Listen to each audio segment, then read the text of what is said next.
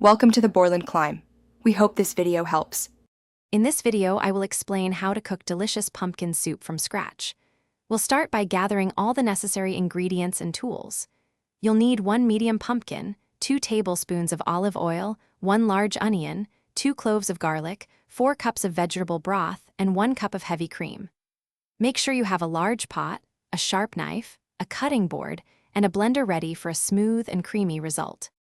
Now that you have your ingredients, let's prepare the star of our show, the pumpkin.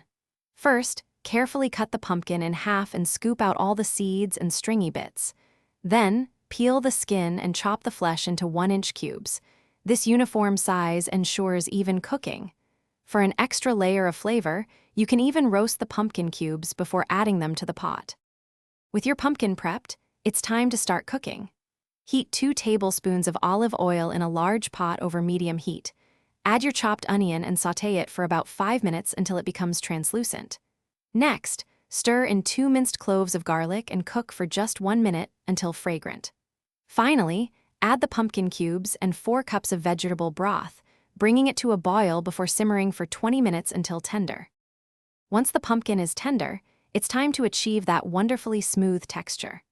Carefully use an immersion blender directly in the pot, or transfer the soup in batches to a regular blender, blending until completely smooth.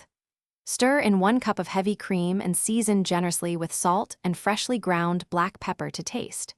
Gently reheat without boiling, then garnish with fresh herbs or toasted pumpkin seeds for a perfect finish.